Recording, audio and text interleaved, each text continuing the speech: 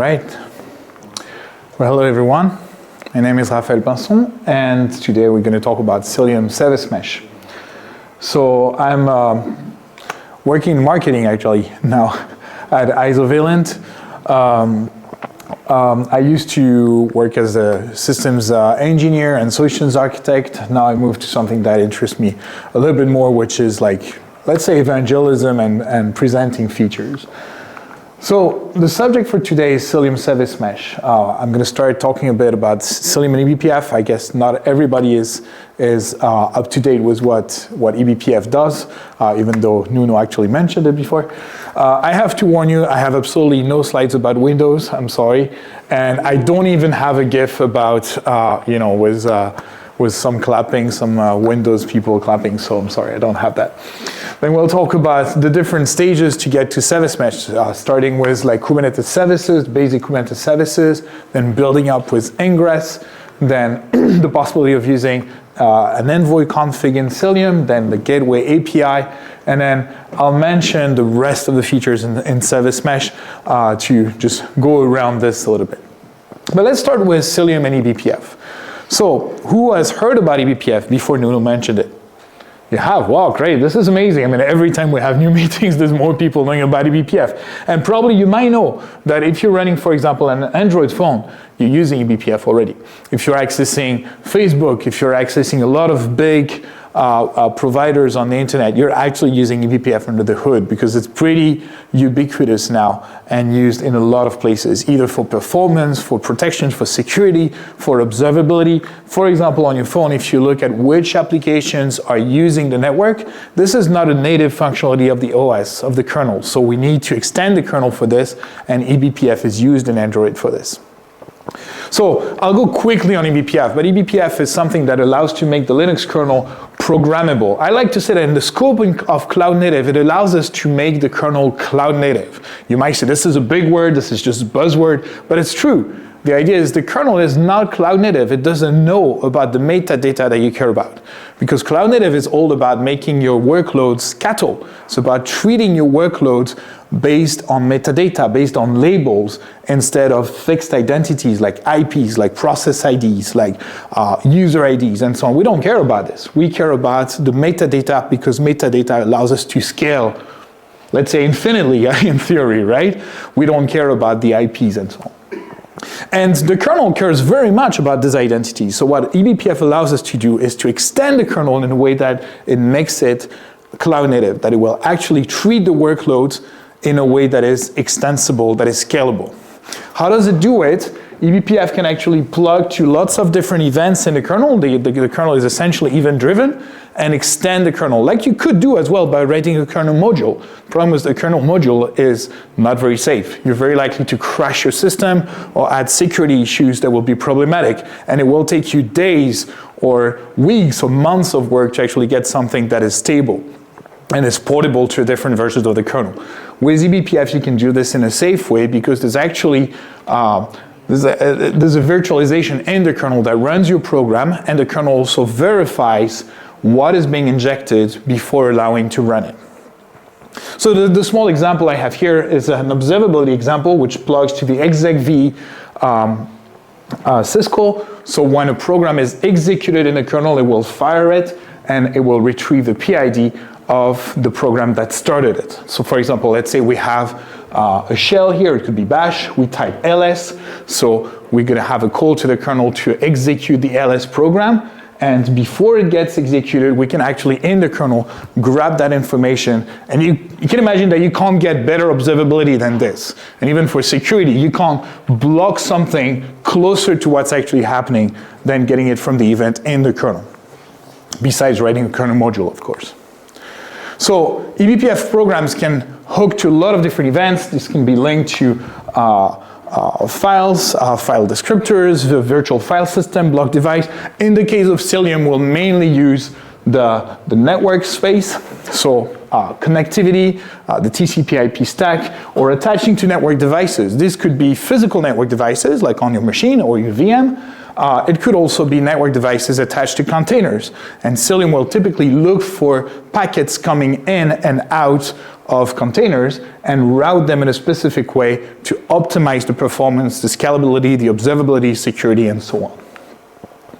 If you want to know more about eBPF, there's actually a documentary that came out just last week during KubeCon. You can watch it on YouTube. This is the link. You can also search for eBPF documentary or Unlocking the Kernel on YouTube. It's half an hour. It's extremely good to actually understand what's happening. So Cilium actually uses eBPF to bring cloud-native networking, security, and observability. The whole project, the idea is how can we use this revolutionary technology that is eBPF to bring the features that people need in cloud native. You might say, well, there's eBPF, we can use eBPF. Yes, but eBPF is very low level, right? It's for kernel developers. You need to know where to hook, how to control the kernel. There's hardly anyone that actually knows how to do this efficiently with eBPF. So we have the eBPF developers in the Cilium project, we have kernel developers, and what we do is build a control plane on top of it so you can take advantage of eBPF for your own needs. So Cilium will implement a lot of different things. There's the CNI layer, so providing basic network connectivity in the kernel, pod to pod, node to node, pod to node, and so on, with support for obviously IPv4, IPv6, even the transition between IP4 and IPv6, specific IPv6 features. You can run in overlay mode, you can run in direct routing with BGP, you can extend to different cloud providers and integrate with them with the different routings that are available.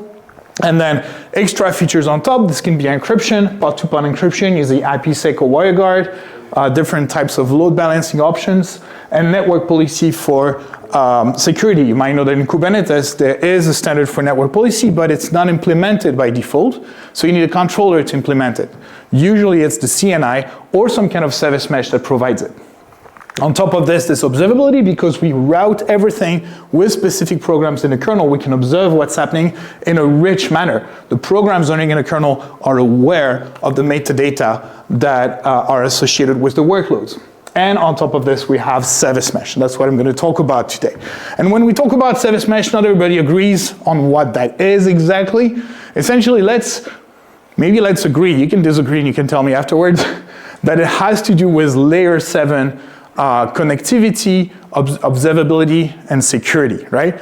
And it has to be transparent. It has to be magic for the application that you can actually visualize the layer 7 traffic, so the application layer in the network between applications, regulated using network policies, for example, and encrypt it, provide mutual authentication and so on, and observe it. On the side here, we have Tetragon, which provides runtime, security, and observability. I'm not going to get into details of Tetragon today, because I don't have time. So Cilium is used by a lot of projects. You can actually look at cilium.io. There's a users page. And if you go to the project on GitHub, there's actually a users.md file where you're invited to add your name if you use Cilium and you're willing to share with the world. We had good news recently, which was duly celebrated last week in Chicago. Actually, Cilium has graduated, which means it is now a top-tier project at the CNCF and recommended for production, which actually makes it the only CNI plugin that is recommended for production at CNCF, and so the de facto standard. So let's dive a little bit more. And what I'll do is that I'll try to do a demo at the same time. Let's start with, if I can. Yeah, no, don't. Yeah, I'm still here. Thank you. I'm going to use a demo here. Let's just skip here. And I'll open this, and the last one I missed. It's okay, I'll get back. So this one as well. There we go. All right. So I'm going to show you as it goes. This is from one of the labs that we have, and let's zoom here if I can. This is from one of the labs that we have. We have a Kubernetes cluster with a few workers. It's running on a VM, and we have some pods that are deployed in a namespace called Andor. So you see this is an X-Wing pod, a TIE fighter, and 2 Death Stars that are running. And the first thing you can tell that you can do in Cilium is that we have Hubble, which is a side project in Cilium that is deployed. And Hubble will give us a service map. So it shows us in real time how the pods are talking to each other. I didn't do anything besides deploying the application. And you can tell right away that here we have the X-Wing that is talking to Swappy.dev and Disney.com, and it's trying to talk to the Death Star as well, but it's being dropped. It's not allowed to talk to anything actually, because we have network policies in place. These network policies are actually layer 3 and 4, and all the way to layer 7, which is why we also have observability here. And we can tell that there's requests being made by the TIE fighter in this case to the Death Star on port 80, protocol TCP, protocol HTTP for layer 7, and it's the /v1/request landing using a post method. If we actually look at the details here, we could see that it was forwarded, it was accepted by Cilium. This is ingress into the Death Star, and we can see the details of the source labels, the destination labels, and so on. So we have the rich metadata there. Most of this information comes directly from the kernel, which is what allows us to build it extremely efficiently. So the first thing we can do to access the Death Star would actually be, let me get here, to build a Kubernetes service, right? A Kubernetes service is a layer 3, layer 4 load balancer, and then we expose it to the world. First, as an internal load balancer, which we call cluster IP. You're familiar with this. This is how pods communicate inside the cluster. And then on top of this, we can add node ports. So when we add a node port, we will attach a specific port that is in high range in front of all, or on all the nodes in the cluster. And when you access this port, in this case it's 31213, usually it's a random one, accessing this port from the outside will redirect you to the service internally. And then finally, usually you add a load balancer in front, and this load balancer, which is usually external to the cluster, will redirect to the service using the node ports. In my case, I'm only using Cilium for this, which means I'll have an internal service, I'll have a load balancer type, and Cilium will actually attach a public IP to it. When I say public, I don't mean public as in internet, I mean like external to the cluster, right? An external IP to it, and it will announce it using a layer 2 announcement policy, using ARP, which so far you had to use MetaLLB for it, and now we can actually use Cilium out of the box. So let's see what that looks like. I'm here, and or get SVC. I'm going to turn a bit if you don't mind. So I have this service here called Death Star, and you see it's of type load balancer, and it received an external IP. This was done automatically. I won't show the details, so I don't have time. This was done automatically by the LB IPAM feature of Cilium, and we have a range that can assign an IP to the service. And then we could access it. That would normally be a bit complicated from the outside of the cluster, but because my VM is in the same layer 2 network as the cluster, I can just do a curl, on this, and I'll do /v1, and I can access my Death Star and get the information. Actually, I got access to this IP because there is an ARP announcement on the local network. Another option would be to use BGP, which I'm not using in this case. Now this is nice and all, right? The problem with this is, as you might know, you're quite limited. This is just layer 4. What if I want to secure this? And this is typically the kind of thing you want to do with Service Mesh. I want to secure the access to the Death Star, but the Death Star doesn't use TLS, and I wouldn't like it to use TLS, but I want TLS in front of it. And so you might know, you might be familiar that in Kubernetes, what you want to use is an ingress. Well, great, I want an ingress, but then I need an ingress controller. You know, maybe traffic like you had in your cluster, maybe Nginx, maybe something else that will support this TLS option. Fortunately for me, there's an option to deploy an ingress, to have an ingress controller directly in Cilium. So again, I can look here in Andor, and I already have my ingress, which is deployed, and it has a public IP. Cilium actually created a service for it, attributed an IP like it did for the other service. And so if I look at my ingress, I actually already created, and you might be familiar with ingresses, the host to access it, the service that works as the backend, and it actually has a TLS secret that is attached to it with a certificate. It's self-signed. I'm cheating a bit. I added it to the machine, but that's the idea. You could couple it with Cert Manager or something else, and it would work, right? So now I can actually get this ingress, and I can do a curl. Obviously, I do a curl with the domain name. So resolve. I'm going to use the name here on port 443. It has to resolve to this address, right? Because I didn't put the DNS part. You get the idea. And I'm going to request this domain name, which means I'm going to verify the certificate with this name, and it works.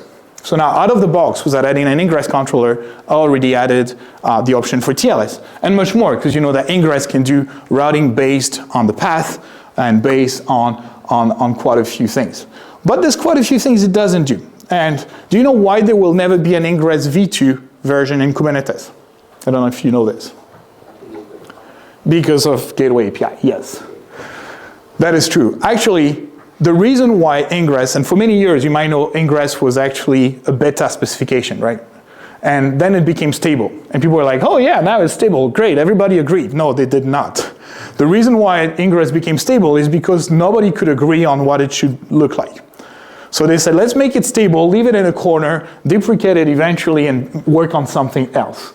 And this is the reason why when you use an ingress controller, you have lots of different CRDs. In the beginning, it was just annotations on ingress, and then everyone built their own CRDs. You can think of contour, of traffic, of Istio, and so on, because they could not agree on how to have fine-grained routing for layer 7. So they worked on a new standard called Gateway API. So let me get this. I think I went a bit too far on the slides, but it's okay. Let's focus on the demo. So ingress is the first option we saw here. This is how it works. It redirects to the services through a front load balancer. You can do TLS termination like we saw, but there's a lot of limitations. You cannot do retry, circuit breaking, rate limiting, header manipulation, and so on. So an option in Cilium for a while was to use directly envoy config. Cilium implements ingresses using an envoy process, which is present on every node. And this envoy process can actually be configured using Cilium. So you have a Cilium envoy config resource type, and you can actually program envoy yourself. This is nice. You can still use it. We have customers that use it because they want very fine thing. Most people don't want to do this because envoy is pretty complex. In fact, if you think about it, a lot of the service meshes that are available, think Istio, for example. Istio is essentially a control plane on top of envoy. It provides CRDs that configure envoy. That's what it does, because envoy is too complex.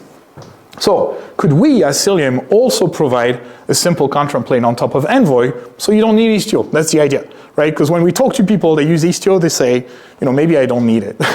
Maybe it's a bit complicated for what I need. So let's switch to, sorry, I'll go a bit further here. Yeah, to Gateway API, which is the idea of, can we rebuild this? Not only to have more features, but also, and this is interesting for platform people, for responsibility splitting, One problem with ingress, and I don't know if you've hit this in production, when I was running ingress in production, is typically you have several namespaces that share the same ingress. The ingress controller is the same. And so you can have a namespace that pretty much steals the traffic from another namespace if you happen to have names that conflict or paths that conflict. This is pretty bad. This is ugly, right? So Gateway API solves this as well by providing the same kind of logic as you can think of storage classes. So there is a part that is for the platform, that's gateway class and gateway. So the platform people set up the gateways with the load balancers in front, the ports that are listening, the TLS certificates and so on. This is platform side. And then there's the usage side, which is I want to attach routes, it could be TLS routes, HTTP routes, and so on. I want to attach logic to the gateways that are provided to me. So this is much more fine-grained, much better in terms of security and in terms of maintenance than in the ingress controller. Let's see what it looks like. I can show you here. I'll go in this one, it's a bit bigger. I deployed a gateway here. Again, using Cilium out of the box. Cilium has support for gateway API since 1.13, so I have a gateway that is deployed, and this gateway is configured for TLS. So if I look at this, this is where you'll find the TLS configuration here. So here you see the allowed routes are from the same namespace. I cannot have routes from another namespace. You could have a gateway that is actually, that allows routes from different namespaces by label. These are the host names I support, the ports, the protocol, and the certificates using a secret. So this is the part linked to the host and to the port in the ingress, right? But you see that I don't have the services there. The services are implemented in another resource, and this resource in this case is called an HTTP route, and I have an HTTP route for the Death Star, and this HTTP route actually has the logic that says use the TLS gateway that I configured before, and for this TLS gateway redirect everything that starts with /, so everything to the Death Star service on port 80. And there's a wait as well, which we didn't have in ingress. I'll show you this in a few minutes, as I still have a bit of time. So if I look at my gateway here, like I did before, I have an address, which means I can do a similar request to what I did before. It's just that my ingress was exposed on 206 and my gateway is on 205. So again, I can access my service using the gateway. Fine, I get the same features as ingress, this is fine. What would be a bit more fun would be to do typically waits. So, you know, Darth Vader has learned that the Death Star was not very secure. There was a way to actually make it explode by dropping a bomb in the right location, right, in the vent.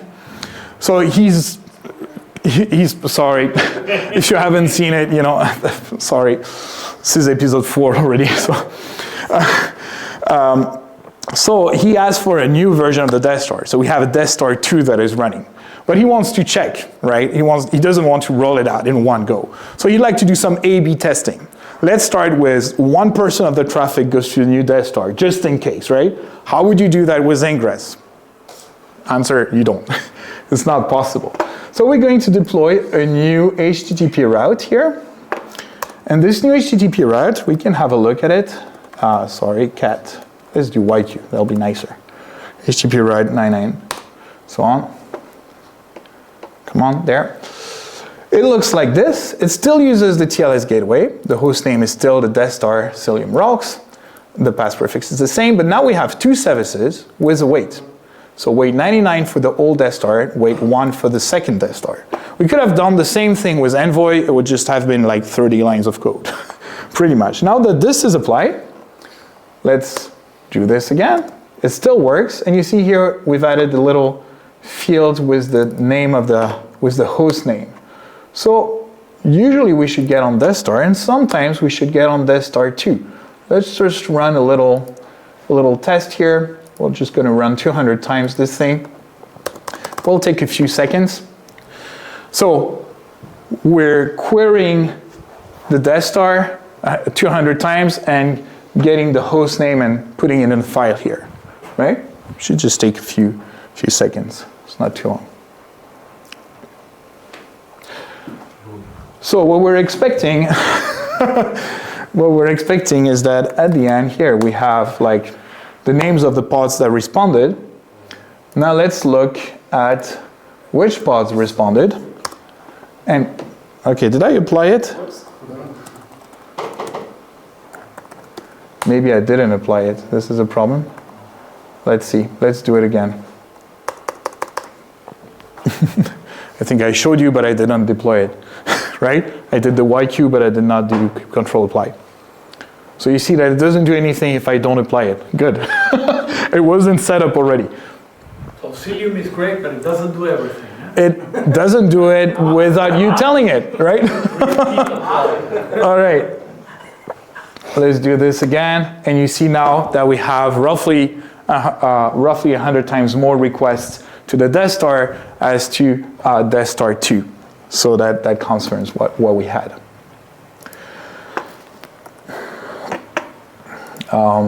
Okay, how do we get this? All right. So this is what Gateway API allows us to do. It allows to have like very fine-grained things. You can work on headers. You can actually modify the headers. I won't go into a lot of details because it would take a lot of time. We have labs for this that you can try that show how to add new headers, how to modify headers, or to do headers-based routing, use SNI, lots of different things that you can do with Gateway API. You see here TLS termination like I did before, wait routes like I just showed you. So there's different options depending on how flexible you want to be for north-south routing. But that's not all. In Service Mesh, I'll just finish with the rest of the features with the little time I have. So we have an Envoy process that is running on every node, and we're using eBPF to control the traffic and send it in there in a transparent manner. So what we have since Cilium 112 is we have an Envoy CRD to control Envoy, and then we added ingress support and then Gateway API support. You can still obviously deploy Istio on top if you want to. It's just that most of the time you won't need to. What we saw as well is that people want layer 7 observability. We saw it's possible already. They want fine-grained load balancing for layer 7. It's possible. What we were missing was mutual authentication, and this was added in Cilium 114 in a very, very simple way. I can show you here. If I still have a bit of time, right? So here I have a network policy. It's a Cilium network policy, CNP. And you see there's one for DNS, one for the Death Star, and one for the TIE Fighter. Let's have a look and edit the one for the Death Star. This is what, by the way, makes it so that the X-Wing is not allowed to talk to the Death Star. And these are layer 7 network policies, actually. So I can show you here. We have a network policies that says that for the Death Star, so class Death Star org equals Empire, ingress is allowed from the ingress, so that includes ingress and Gateway API. From the world, that's to allow it from my VM. It's a bit ugly, but that's for the lab. And from the TIE Fighter here, using the TIE Fighter label in the on-door namespace and org equals Empire. And for the TIE Fighter, we're allowing traffic to port 80, protocol TCP, and only opposed to request landing to avoid attacks. So this is actually a layer 7 rule that is not supported by standard network policies in Kubernetes and makes it much more fine-grained. Now what we're missing is mutual authentication. I activated mutual authentication in Cilium. I just need to add something like this. Authentication mode required. That's it. Now what happens now, I'm going to observe the traffic, and this is observability I can have in the command line using Hubble. And I'm going to grab for oath. Maybe what I'll do is, since 5 minutes, because there's a lot of events here. And you can see now I'm starting to see events that are linked to Spire, authentication Spire. It uses a Spire server in Cilium to generate SPIFFE certificates and authenticate between the agents that are responsible for this. And now if I click here, hopefully I will see soon. It takes a while to come up, so maybe you won't see it right away. All right, after a while, we will see a little log appear here. So I hope I see it before the end, showing that there is mutual authentication happening between these two identities. So this is for mutual authentication. The nice thing is because mutual authentication is done differently in Cilium, what I've done is I've actually activated encryption. I did not show you, it's totally transparent. It's encryption pod to pod between the nodes. When a pod on a node talks to another pod on another node, the traffic is encrypted using WireGuard in my demo, which means there's already encryption, yes. And so by adding mutual authentication, we have an equivalent to MTLS. The nice thing is MTLS, is, if you've tried MTLS, like with Istio, for example, you're quite limited. You can essentially do HTTP, right? If you want to do MTLS on, I don't know, PostgreSQL, or let's say even WebSockets, that's not possible, right? Here it is possible because the traffic is totally independent from the way we do the authentication and encryption. Finally, one thing that can be useful if you have gRPC services talking to each other in the cluster, you might want to use Envoy as the internal load balancer instead of a normal L4 Kubernetes service. This is possible by just adding an annotation to the service, and it will be load balanced by Envoy so that gRPC load balancing will actually work. And layer 7 observability, I don't have time for this. but I had a graph and a dashboard started in case I had time to show you that we get actually really nice graphs showing us how the applications talk to each other, the number of requests with 200, 500, the errors in the applications without any instrumentation, and the application is totally transparent. If you want to know more, we actually have labs. My demo is actually based on the Discovery Platform lab that we built for KubeCon last week. And there's many more labs. There's over 25 labs that you can take. And if you have taken some of the labs, I have some badges to give you. So come to me if you have taken the labs. Thank you.